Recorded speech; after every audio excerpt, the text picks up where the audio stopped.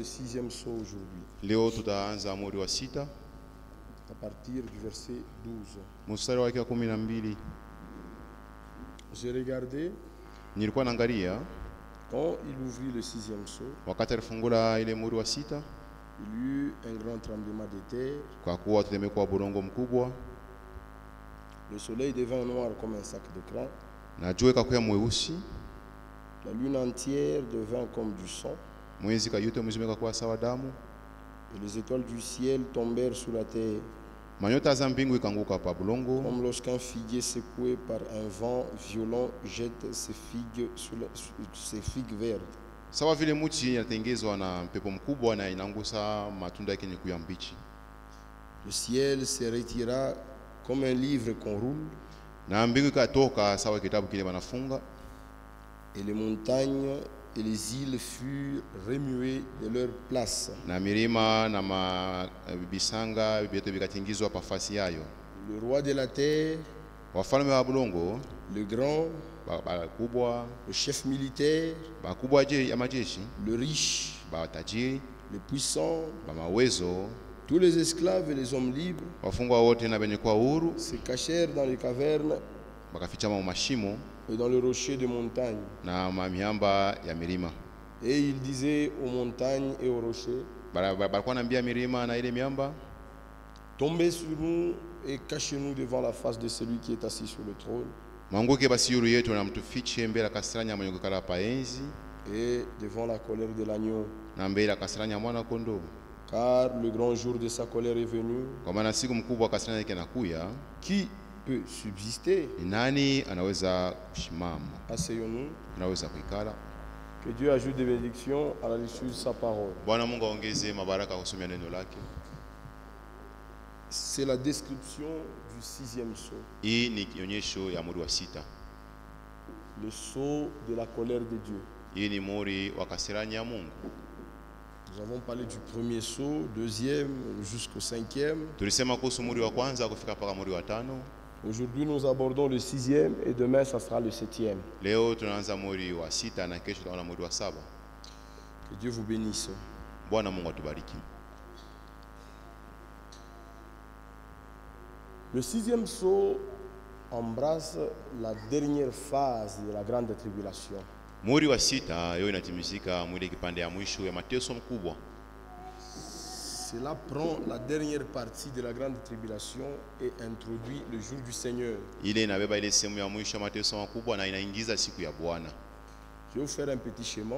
Nitamifanyia kwa picha moja hapa. Nous l'étudierons en profondeur, peut-être lorsque nous verrons les 70 semaines de Daniel. Tutaiona na upana wakati tutaona yule ya majuma 17 ya Danieli. Naweza kufungula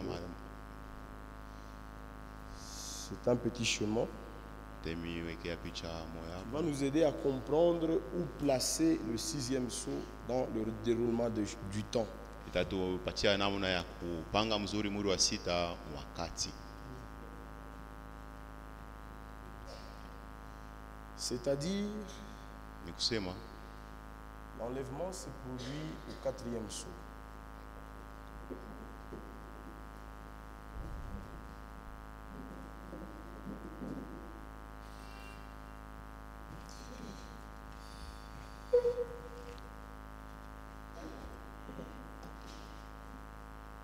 L'enlèvement s'est produit au 4e saut. kunyakuliwa kwa kanisa kunafanyika muri wa 4, 4e saut. muri wa 4, Et commence une période de 7 ans. na kunaanza kipande ya muda ya miaka 7. 7 ans durant lesquels l'épouse sera au ciel. Miaka 7 katika hiyo bibi harusi atakuwa kumbingu. L'épouse sera au ciel. Bibi harusi eko kumbingu. C'est-à-dire, nous irons passer 7 ans au ciel. Tutenda kufanya miaka 7 kumbingu. C'est-à-dire, l'enlèvement se produit. Sema kunyakuliwa kunafanyika, L'épouse va au ciel. bibi harusi anaenda kumbingu. Une période de 7 ans sépare ce système ici. Kipande ya muda ya miaka 7 inatenganisha hiki kipande yao, kuna utawala wa miaka 1000. Et ces 7 ans sont divisés par 2. Na hii miaka 7 bani kabla mbipande mbili. 3 ans et demi d'un côté miaka 3 na kipande ngambo moya, et 3 ans et demi d'un côté. miaka 3 na kipande ngambo ya pili. La première des choses qui arrive, c'est que les deux prophètes dont nous avons parlé le dimanche apparaissent en Israël. Kitu ya kwanza inafanyika ni kusema bale banabii mbili tuliona banaonekanika kwa Israeli, Deux prophètes. banabii bawili Loin de l'esprit d'Élie et de Moïse. benye kupakaliwa na roho ya Elia na ya Musa. Ils viennent pour rassembler les élus d'Israël. Banakuya juu ya kukusanisha wateule wa Israeli,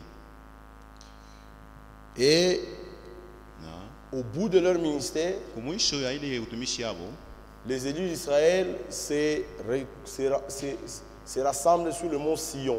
wateule wa Israeli wanajikusanya pale pa mlima Sayuni, Et cela se fait au milieu de ces 7 ans. na hii inafanyika mkatikati ya hii miaka 7. Ça, c'est la deuxième chose. Ni kitu ya pili. Et puis, Kisha lorsque les élus d'Israël wakati wateule wa Israeli reconnaissent leur Messie, wanatambua masia wabo, ils se retournent contre Rome. banaanza kumkumbanisha Roma. Je parle superficiellement, nous en Ouais, c'est parlerons mal plus tout. tard, peut-être dans les détails. Tunasema kwa yulu tu, tunasema na upana kisha mashiko. Et cela déclenche la grande tribulation sur le juif. Na hapa ni mateso makubwa inaanza yulu ya Bayuda. Et cette grande tribulation prendra la deuxième partie de ces 7 ans. Na hii mateso makubwa itachukua hii miaka 13 na kipande ya pili.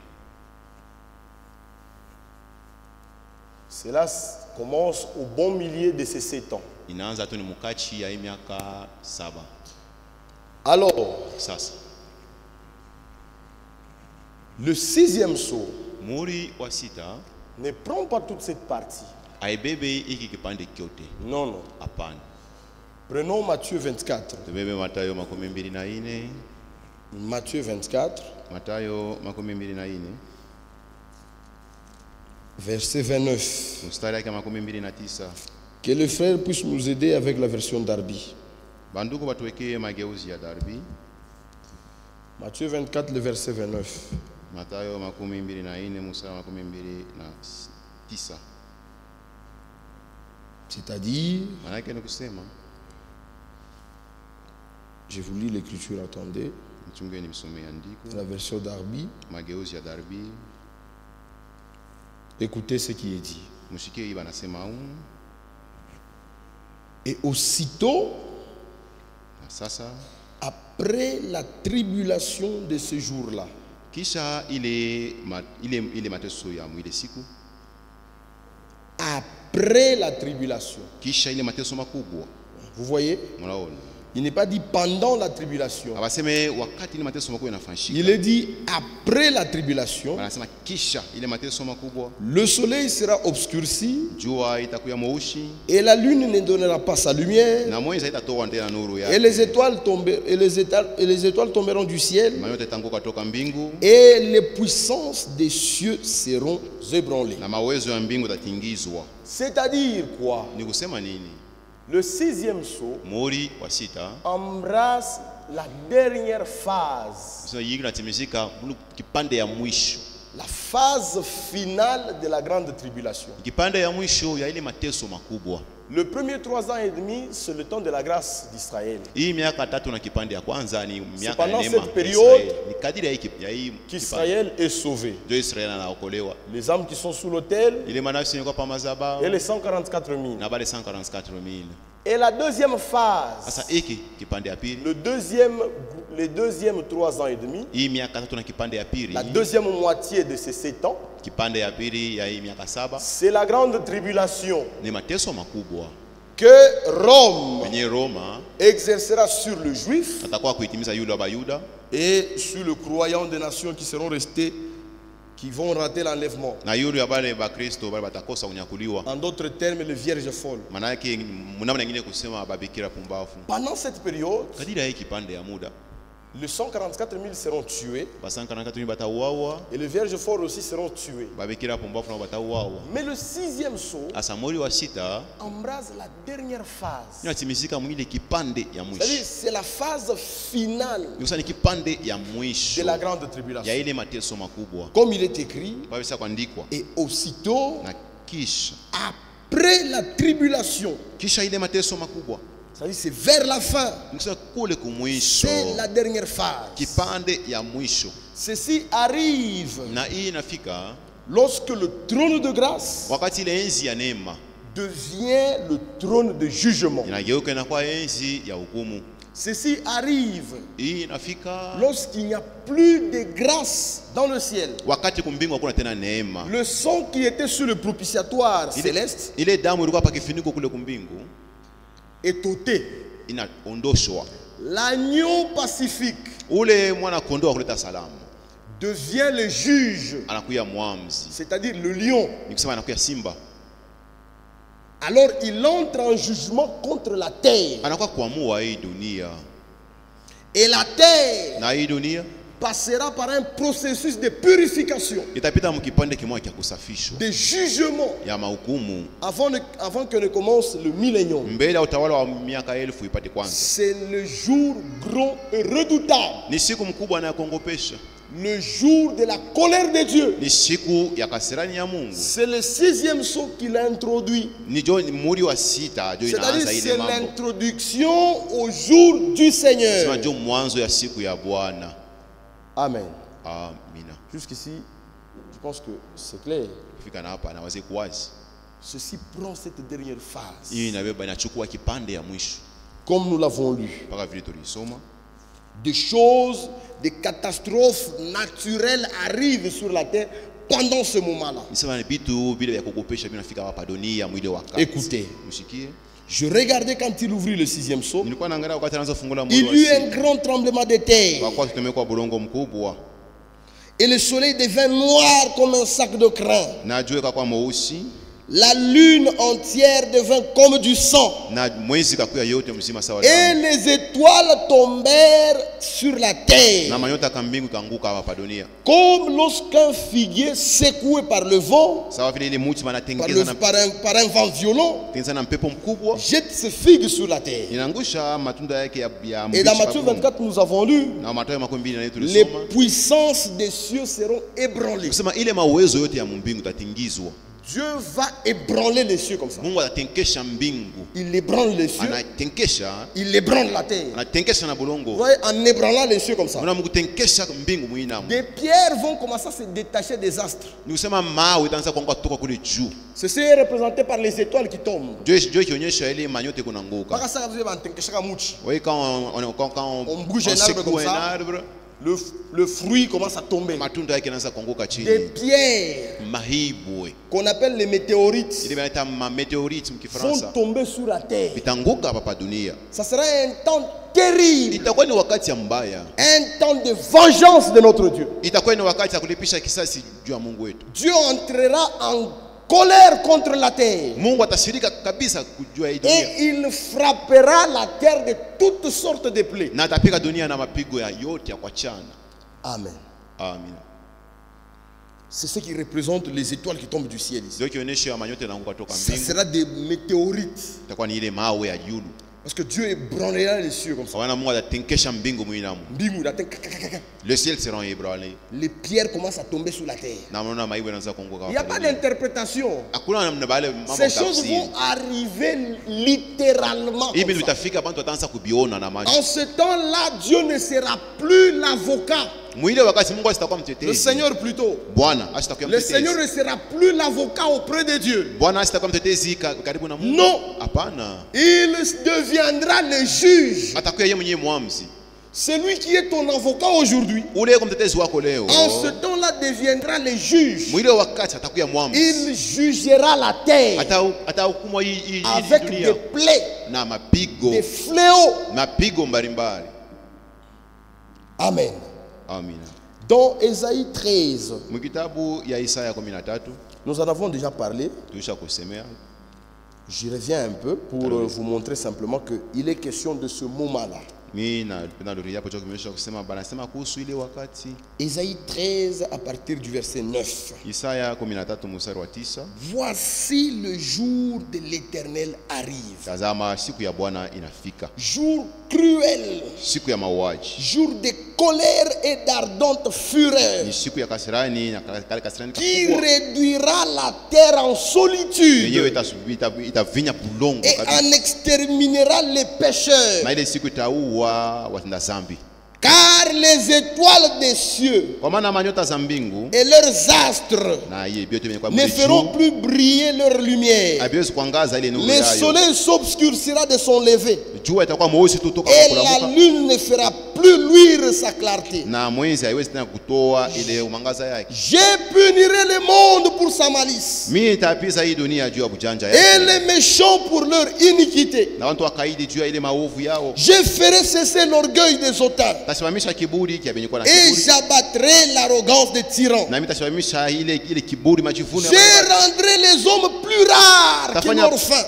Tafanya bantu watakuwa chache kabisa sawa ile. Je les rendrai plus rares, plus rares que leurs dauphines. Mimi tawafanya wanakuwa chache kabisa kuliko ile C'est sababu. pourquoi Jo kwa maana j'ébranlerai les cieux tatingiza kama mbingu. et la terre sera secouée Na bulongo utatenkesha sur sa base. pale pa misingi yake. Car par la colère de l'Éternel des armées, Kupitia ile kasirani ya Bwana wa majeshi. au jour de son ardente fureur. Mwile siku ya kasirani kake kakubwa. C'est le 6e saut, frère. Ni mori wa sita wa ndugu. Le jour de la colère de Dieu. Siku ya kasirani ya Mungu. Il introduit ces jours. Anaanza ile siku.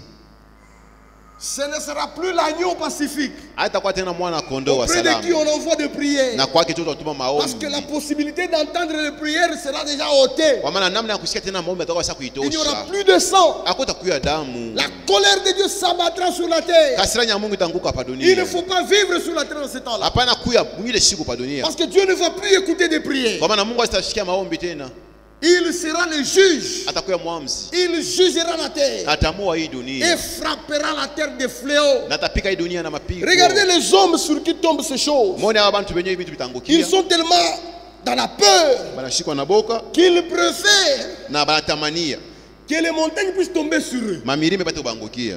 Oh mes frères, ça ne sera pas bon. Haitakuwa mzuri banduku.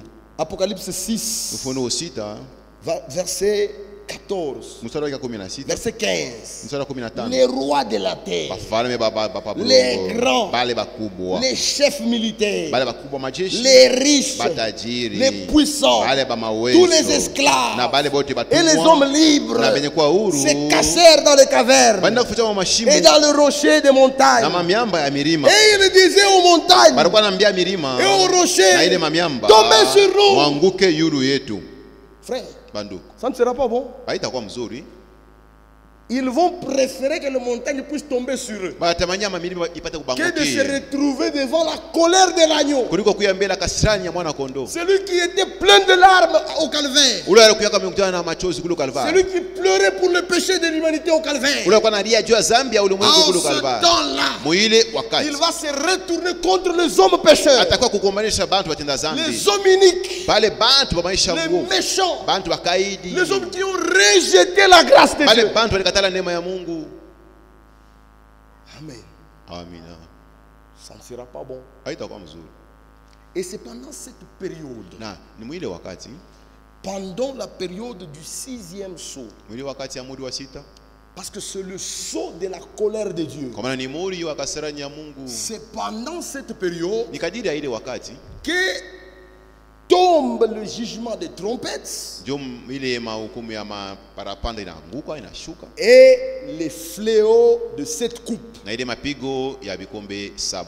Dans la prédication de Frère Branham, la fête des trompettes, Mu mahubiri ndio Branham ile fête des trompettes. de la version suisse, Mageuzi ya Suisse. au paragraphe 125. Kipande hiki ya 125. Écoutez. Usikie. Maintenant, laissez-moi dire juste ici que chaque trompette Mwache niseme ya kusema kila parapanda qui retentit yenyewe kuna tosha sauti a yake. retenti sous le 6e saut. Itosha sauti yake mumuri wa sita. Tous les trompettes maparapanda yote retentit sous le 6e sceau. iko natosha masauti yayo muri wa sita. Dans Apocalypse chapitre 8, Ufunuo sura ya kenda ya mnane au verset 2, mstari wa pili, et je vis cet ange qui se tienne devant Dieu. na nikaona bamalaika saba bale balikuwa wakisimama mbele ya Mungu, Et cette trompette leur fut donnée. na maparapanda saba ikawapewa. Au verset 6, Mstari wa sita, et les 7 anges qui avaient les 7 trompettes se préparèrent à en sonner. na bamalaika saba balikiwa na maparapanda saba balitayarisha juu ya kuipiga. Msikie, Le premier sonna de la trompette. wa kwanza akapiga parapanda yake, Il y eut de la grêle et du feu mêlé de sang kakuya mvula ya maibwe na moto qui furent jetés sur la terre. yenyewe bali mwanga pa dunia. L'étier de la terre fut brûlé, Moya yule ya tatu ya pa dunia ikachomwa, et le tiers des arbres fut brûlé, na moya yule ya tatu ya mamichi et ikachomwa, toute herbe verte fut brûlée. majani yote ikachomwa. Le second ange sonna de la trompette. Wa pili kapiga parapanda yake, Quelque chose comme une grande montagne embrasée par le feu na kitu kimoja sawa mulima mwa mkubwa yenye kuwa na moto fut jeté dans la mer. bakaitupa mu Et le bahari, tiers de la mer devint du sang. na moya yule ya tatu ya bahari kakuya Et damu, le tiers des créatures qui étaient dans la mer et qui avaient vu mourut. na moya yule ya tatu ya biumbi bilikuwa mlo bahari, Et le tiers des navires périt. na moya yule ya tatu ya mabatu yote ikakufa. Chapitre 9, Sura yake ya mstari wa 9, verset 1er. sura ya 9 mstari wa kwanza, Les 4 premières trompettes tombent sur la nature. nusema ile maparapanda ine ya kwanza inaanguka yule wa maumbile. Maintenant, regardez au 5e trompette. Muone sasa muri wa ile parapanda Le ya tano, 5e ange sonna de la trompette. malaika watano akapiga parapanda Et je yake, vis une étoile qui était tombée du ciel sur la terre. nikaona nyota moja ikaanguka toka mbingu na La kwa clé dunia, du puits de l'abîme lui fut donnée. na fungulo ya ile shimo ikampewa, Et elle ouvrit le puits de l'abîme. na akafungula ile shimo, Et il monta du puits une fumée, na mule mshimo mkatoka shimoko moya comme la fumée d'une grande fournaise. sawa shimoko ya tanuru mkubwa, Et le soleil na jua et l'air furent obscurcis par la fumée du puits. na hewa yote ikakuwa mweusi kupitia ile shimoko ya mshimo. Écoutez, Usikie de la fumée sasa mwile shimoko sortir des sauterelles mukatoka bampanjo qui se répandirent sur la terre. bakazambalala pa dunia, Il leur fut donné le pouvoir, il leur fut donné un pouvoir, na uwezo mweka bapewa comme le pouvoir qu'ont le scorpion de la terre. saa ile mamlaka yenye kuwa na Il bascorpion, leur fut dit kisa bakabambia hivi de ne point faire de mal à l'herbe de la terre, basitendee kibaya majani ya bulongo ni à aucune verdure, wala majani yoyote ni à aucun arbre, wala muchi yoyote, mais seulement aux hommes qui n'avaient pas le sceau de Dieu sur leur front. lakini paka kubale batu bale abakwe na muri ya Mungu pa masura yabo, Ceux qui ont le sceau de Dieu en ce moment-là, benye kwa na muri ya Mungu mwili wakati ce sont les Juifs, les 144 000. ni bale bayuda bale ba 144,000, Pendant la 5e trompette, na mwili wakati ya parapanda ya tano ils sont préservés vivants. bana bayoka kupemba ne pushwa beko bajima, Ils ne seront pas touchés, seboa hii mapigwa haitabagusa, selon Ésaïe, kufuatana na kitabu wa Isaya au chapitre... Attendez, je cherche l'écriture, je n'avais pas prévu ça. Ils ne seront pas atteints.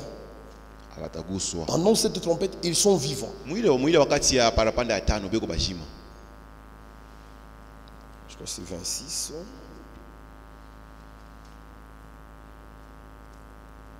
Oui, Ésaïe 26, verset 20.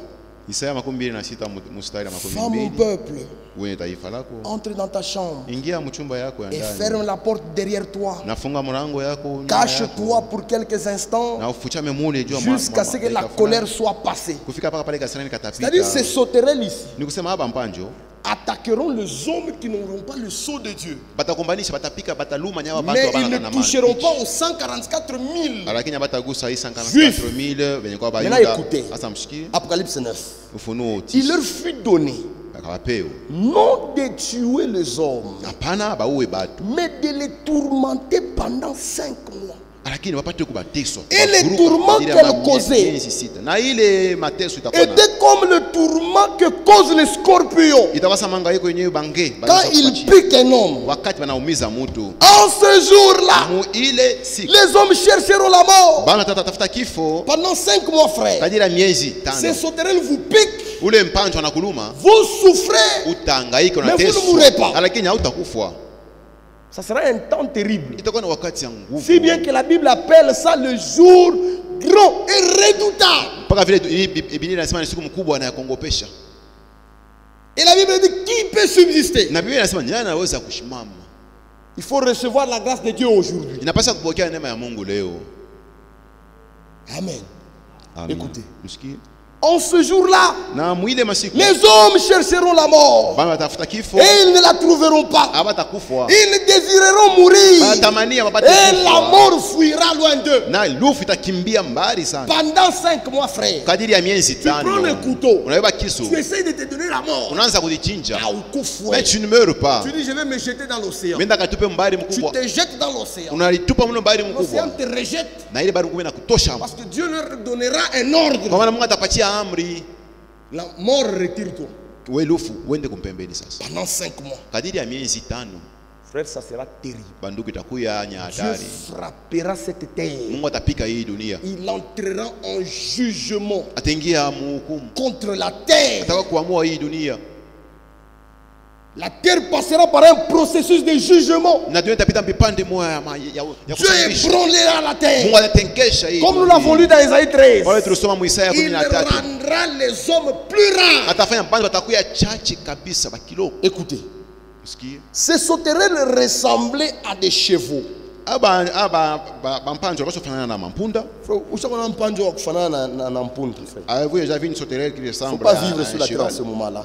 Mushishe pas dunia mwili Il wakati. ressemblait à des chevaux préparés au combat. Bale bampanjo sofanana na mampunda. Il y avait sur leur tête comme des couronnes semblables à de l'or. Na papicho yao palikuwa mataji yanafanana Et sawa leur na zahabu. visage était comme des visages d'hommes. Na mauso yao palikuwa sawa ya bantu. Ushi ni kifwebe.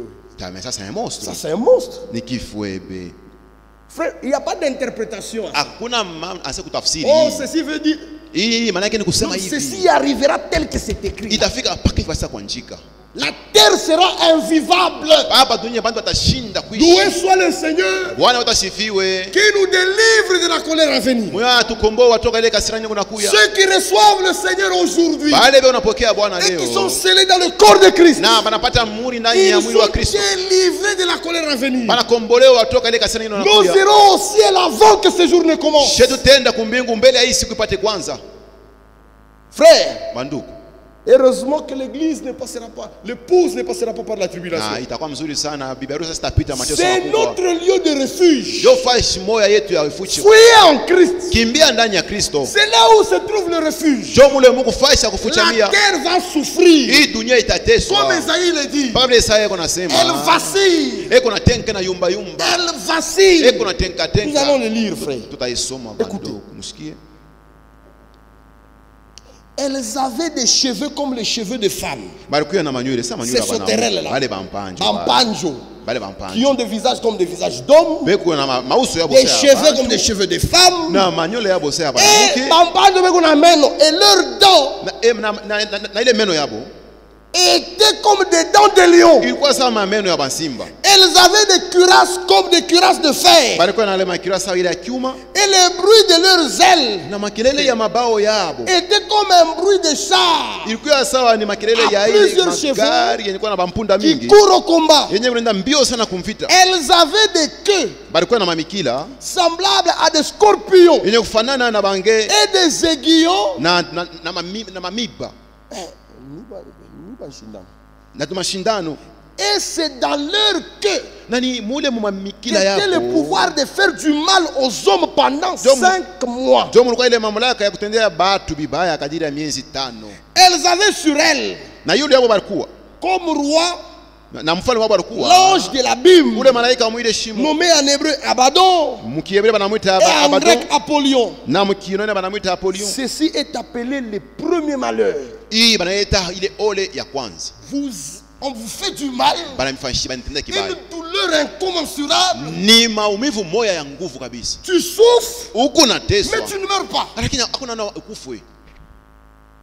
Frère, la mort sera préférable en ces temps-là. Banduku mwile wakati bandu watatamania Si bien que kufa. ces hommes diront, aux montagnes tomber sur nous. Pas vraiment banaanza kusema milima mtuangukie. Tu peux même aller, tu montes sur une gratte-ciel. Unaweza kwenda kupanda hata nyumba etage mrefu basi kuyenga. Tu te jettes par terre. Unajitupa chini. Unavunjika. Tu peux te fracturer en 1000 morceaux. Mais tu ne meurs pas. Lakini haukufe. Tu t'ajoutes des douleurs. Unajiongezea maumivu ingine. Il ne faut pas vivre sur la terre en ce temps-là. Hapana kuishi hapa dunia mwili C'est la raison pour laquelle ce message est venu. Ndio sababu wenyewe balituma hii ujumbe. C'est la raison pour laquelle Élie est venu. Ndio sababu wenyewe balituma Elia. Malaki chapitre 4. Malaki sura ya 4. Verset 5 à 6. Mstari wa 5 mpaka 6. Je vous enverrai les prophètes. Ametumiaka Elia nabii. Avant ce jour grand et redoutant. Mbele ya ile siku mkubwa na kuongopesha. Quand il vient. Na wakati wanakuya. C'est pour que nous puissions échapper à cette colère. Nijushe tuepuke hii kasirani. Recevez le message. Upokee ujumbe.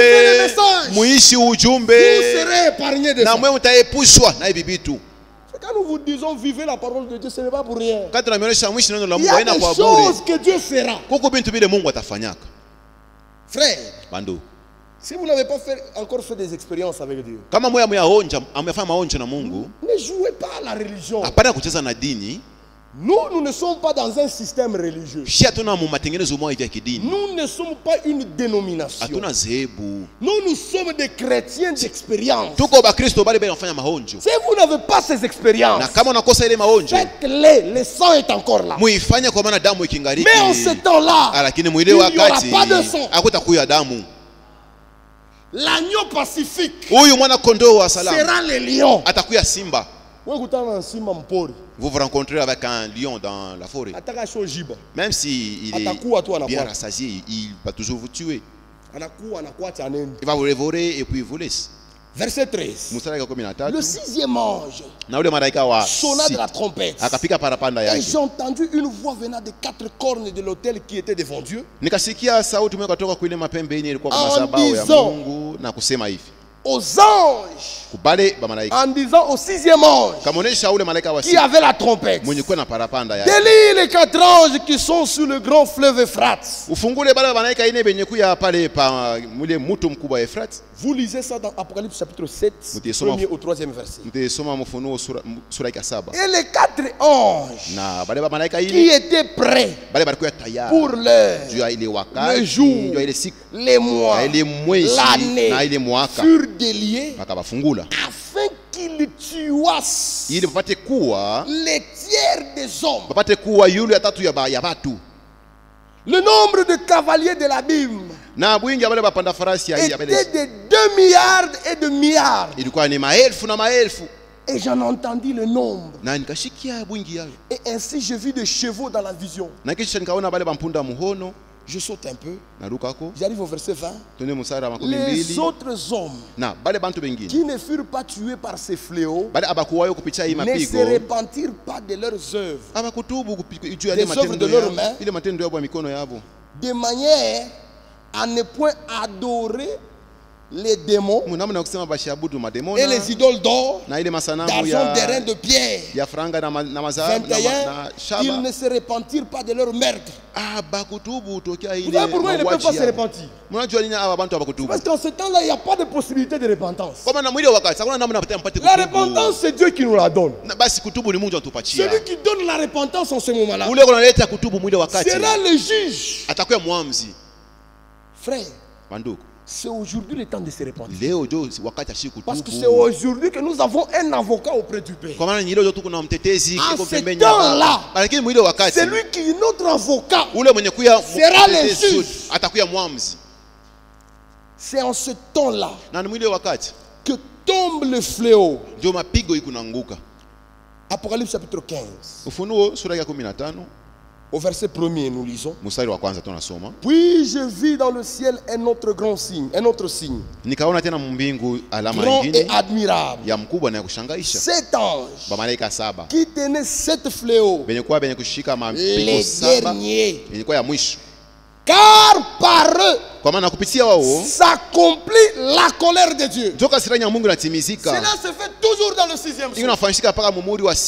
Et au chapitre 16, au premier verset, j'ai entendu une voix forte qui venait du temple et qui disait aux 7 anges, allez, versez sur la terre les 7 coupes de la colère de Dieu. Ile bikombe 7 ya kasirani ya Mungu. Lisez, frère. Musome banduku. Ce que font ces fléaux. Na matokeo ya hii mapigo. J'ai voulu quelques points. Le premier Allah. Et il versa sa coupe sur la terre. Et un ulcère malin et douloureux. C'est ma bien. Un ulcère malin et douloureux frappa les hommes qui avaient la marque de la bête et qui adoraient son image, en dehors de ceux qui auront le sceau de Dieu et du reste de l'église qui va rester, qui seront tués pendant la période de tribulation. Si vous lisez le chapitre 13 de l'Apocalypse, tous les hommes sur la terre recevront la marque de la bête. Alors tous ces hommes ici vont tomber dans ce fléau. Le second versa sa coupe dans la mer et elle devint du sang.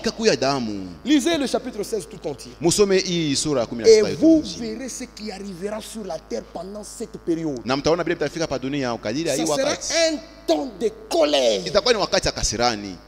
où l'agneau de Dieu devient le juge. Ce sera un temps terrible.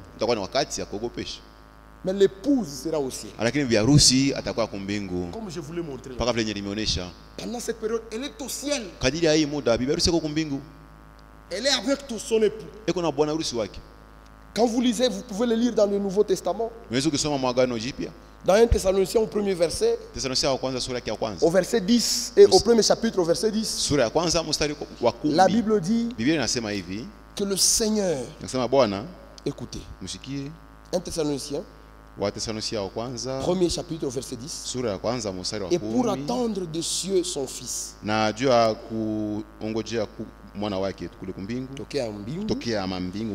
a ressuscité des morts, Jésus, qui nous délivre de la colère à venir. Et au chapitre 5, au verset 9, il est écrit: car Dieu ne nous a pas destinés à la colère, mais à l'acquisition du salut par notre Seigneur Jésus-Christ. Nous avons une possibilité d'échapper à cela. C'est d'entrer en Christ. C'est la raison pour laquelle le Seigneur nous a envoyé ce message. C'est pour que nous puissions échapper à cette colère qui vient. Il n'y aura pas de pardon à ce temps-là. Parce que le Seigneur pardonne au travers du sang. Il est écrit: sans effusion de sang, il n'y a point de pardon. Le sang qui a été posé sur le propitiatoire céleste, sur le propitiatoire céleste, le trône de grâce, ce sang-là sera ôté. Parce que ça sera la fin du plan de la rédemption. Tous ceux qui devaient être sauvés sont sauvés. Tous ceux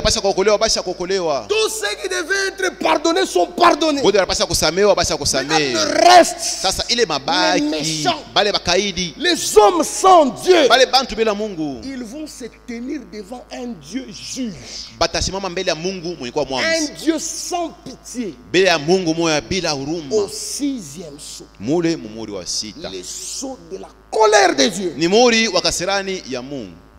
Amen. Amina. L'épouse ne prendra pas part à cela. Comme Lot. Avant qu'une goutte de feu ne puisse tomber à Sodome, Lot était déjà sorti. Avant que la colère de Dieu ne puisse tomber sur la terre, l'épouse sera déjà enlevée. Vous voyez notre issue de secours? C'est en Christ. Parce que ce jour-là arrive. Le jour de la colère de Dieu. Les hommes qui ont rejeté l'offre de la grâce. Parce que vous savez que la grâce est grâce. Seulement pour celui qui la reçoit comme grâce. Une grâce rejetée. Cela devient un jugement. Amen.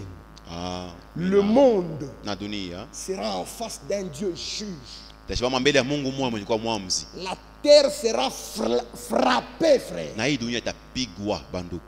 C'est-à-dire, c'est pendant cette période que les 7 coupes seront versées sur la terre. Et les 7 trompettes, le jugement des trompettes retentira. Amen. Voilà ce que c'est le 6e sceau. C'est le sceau qui introduit le jour du Seigneur. C'est-à-dire avant que ne commence le règne millénaire. Avant que le système du Seigneur, c'est-à-dire un règne de paix, ne soit établi sur la terre, le Seigneur entrera en jugement contre la terre. C'est ce qu'on appelle la fin du monde. La fin du système du monde. Amen. Il y a beaucoup d'écritures qui parlent du juge du Seigneur. J'ai noté quelques-unes. Il y a Joël chapitre 2, verset 31. Il y a Sophonie chapitre 1, verset 14 à 15. Il y a Actes des Apôtres chapitre 2, verset 20. 1 Pierre chapitre 3, 2 Pierre chapitre 3, verset 10. Ézéchiel chapitre 30, verset 3. Toutes ces écritures et tant d'autres décrivent la cruauté de ce jour. La cruauté. Ça sera un jour terrible. Un jour de vengeance. Frère, recevez la grâce de Dieu aujourd'hui. Parce qu'aujourd'hui, il est encore temps de se repentir. Selon qu'il est écrit dans Hébreux 3 au verset 7. Aujourd'hui, si vous entendez sa voix, n'endurcissez pas votre cœur. Parce qu'il y a un jour qui vient. Un jour qui ne laissera pas le méchant libre. Ça sera un jour terrible. Il n'y aura plus de possibilité d'être sauvé. Nous vous prêchons le salut. Ce n'est pas nous qui vous sauvons. Celui qui sauve est ici. Si tu veux lui donner ta vie, tant mieux pour toi. Si tu ne veux pas lui donner ta vie, tant mieux pour toi. Cela ne nous regarde pas. Mais il y a un jour qui vient. Le jour du Seigneur. C'est en ce jour que tu penseras qu'il fallait que je puisse donner ma vie au Seigneur. Mais ça sera impossible. Nous l'avons lu. Il ne faut pas se repentir. Pourquoi? Parce qu'il n'y aura plus possibilité de se repentir. La repentance, c'est Dieu qui la donne. C'est de voir quelqu'un se repentir. Si tu vois quelqu'un se repentir, sache que c'est Dieu qui lui a accordé cela. Au cas contraire, c'est un faux semblant. Amen. En ce temps-là, la terre sera ébranlée. Ça sera la fin du monde. La fin du processus de ce système mondial pour introduire le royaume millénaire. Selon Ésaïe 24, Ésaïe chapitre 24, à partir du verset 19, écoutez ce qui est écrit. La terre est déchirée. La terre se brise. La terre chancelle. La terre chancelle comme un homme ivre. Elle vacille comme une cabane. Son péché pèse sur elle. Elle tombe. Elle ne se relève plus. C'est la fin du monde. Amen. Les gens parlent de la fin du monde. Ils ne savent pas ce que c'est. Vous et moi, on n'attend pas la fin du monde. Vous et moi, nous attendons le retour du Seigneur. Mais la fin du monde tombera sur le méchant. Amen. Ça va se passer en ce temps-là. Le sixième saut, c'est le saut de la colère de Dieu. C'est pendant cette période que la colère de Dieu tombe sur les habitants de la terre. Ceux qui ont rejeté l'offre de la grâce. Ceux qui ont rejeté la grâce que Dieu nous a donnée en Jésus-Christ. Ils se retrouveront devant un Dieu juge sans miséricorde. Et William Branham, qui connaissait très bien ce Dieu, il disait, je ne voudrais jamais me retrouver devant lui comme juge. Parce que qu'est-ce que je peux lui présenter? J'aimerais me retrouver devant lui dans sa miséricorde. Et aujourd'hui, c'est le temps de sa miséricorde. Mais en ce jour, ça sera le temps de sa colère. Cherchez le Seigneur pendant qu'il se trouve. Invoquez-le tandis qu'il est prêt. Un temps vient où il ne se laissera pas trouver. Aujourd'hui, celui qui invoque le nom du Seigneur sera sauvé. Mais en ce temps-là, le Seigneur sera le juge. Amen. Voilà le sixième saut. Je crois que tout le monde a compris. Que Dieu vous bénisse.